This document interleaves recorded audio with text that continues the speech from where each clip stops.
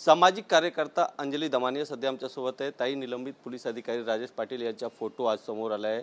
जज सोबत ते होली खेळताना त्यांचा फोटो समोर आला आहे। तुम्ही कसं बघतात आजच्या हा फोटोबाबत आणि काय प्रतिक्रिया? नाही, मला एका केसच्या पत्रकाराकडनं ही जी माहिती मिळाली, आधी त्यांनी व्हिडिओ आणि काही फोटो टाकले आणि ते म्हटल्यानंतर मला बघितल्यानंतर थोडंसं गंभीर वाटलं की एखादा जज असं कसं करू शकतो। म्हणजे हे जे दोन अधिकारी आहेत ते कोण आहेत की बाबा राजेश पाटील हे ज्या खंडणी मागितली गेली 29 नोव्हेंबरला, त्या दिवशी विष्णू चाटेच्या ऑफिसमध्ये सगळ्यांबरोबर ते तिथे उपस्थित होते।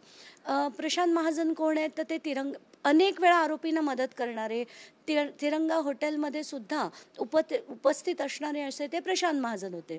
आता हे दोघंही अधिकारी होळी खेळताना जर जज बरोबर दिसले तर मला वाटतं हे अतिशय गंभीर आहे।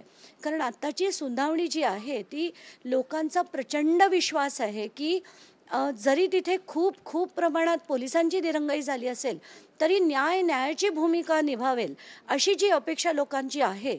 तर तसं आता जर हे जे आजचं चित्र आहे त्यानंतर ते होईल की नाही अशी शंकेची पाल चुकचुकणं सुद्धा कुठेतरी चुकीचं आहे। तर मला आता असं वाटतं की जेवढे न्यायाधीश आहेत त्यांच्यासाठी एक मॉडेल कोड ऑफ कंडक्ट असतं, ते मी 3-4 पानाचं अख्खं डाउनलोड केलं होतं। त्याच्यापैकी काही अमुक गोष्टी मला वाटतं लोकांना सांगणं गरजेचं आहे की न्यायाधीशांकडनं न्यायिक कार्यालयाची प्रतिष्ठा राखणे, निष्पक्षता राखणे, न्यायिक जीवनाच्या मूल्यांचा पुनर्रचना व इतर संबंधित मार्गदर्शक तत्वांमध्ये नमूद केल्याप्रमाणे निष्पक्ष कारवाई सुनिश्चित करणे हे अपेक्षित आहे। आणि त्याच्यात निष्पक्षता आणि स्वातंत्र्य हा फार मूळ कळीचा मुद्दा आहे। यानंतर एक ओळ मुद्दाम वाचावीशी वाटते की न्यायाधीशांनी न्यायालयात आणि बाहेर नैतिक वर्तनाचा सर्वोच्च मानांक राखला पाहिजे अशी अपेक्षा आहे।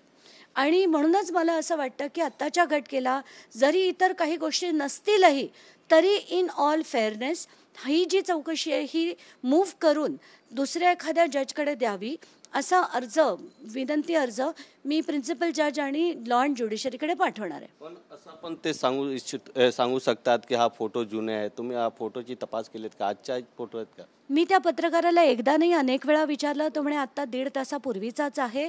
आणि एवढंच नाही तर प्रशांत महाजनांनी त्याला पाठवलेले मेसेजेस, कारण मी 10 वेळा आपण चेक केलेलं बरं म्हणून त्यांनी मला पाठवलेले मेसेजेस सुद्धा त्यांनी मला फॉरवर्ड केले। प्रशांत महाजन म्हणतात की आम्ही काही आरोपी नाही आहोत, आमच्या वैयक्तिक जीवनात आम्ही काय करायचं हे सांगण्याची गरज नाही आहे वगैरे वगैरे असे 4 मेसेजेस देखील त्यांनी मला फॉरवर्ड केले। त्याच्यावरनं दिसतंय की हे आजचेच आहेत। तरी सुद्धा पुन्हा एकदा खात्री करून जर तेच असतील, आजचीच वेळ असेल तर हे सगळं नीट झालं पाहिजे अशीच माझी विनंती आहे। पण ज्यांनी तुम्हाला फोटो पाठवले आहेत त्यांच्या सुरक्षतेसाठी काही तुम्ही मागणी करणार आहात का? कारण याच्यामध्ये जे लोक दिसत आहेत नक्कीच, कारण तो पत्रकार तिथे राहून त्याच्या जीवाला देखील धोका होईल म्हणून मी एसपींशी देखील बोलणं करणार आहे की त्याला बरोबर सुरक्षित ठेवण्यासाठी तिथल्या पोलीस स्टेशनला त्यांनी इन्स्ट्रक्शन्स असे देऊन त्याच्या केसाला सुद्धा धक्का लागला नाही पाहिजे। कॅमेरामॅन खंडू कसबेसह गोविंद ठाकूर, TV9 मराठी, मुंबई।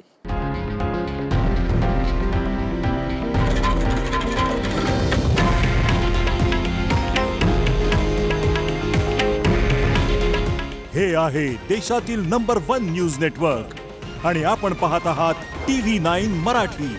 काळजी तुमची, हित महाराष्ट्राचं।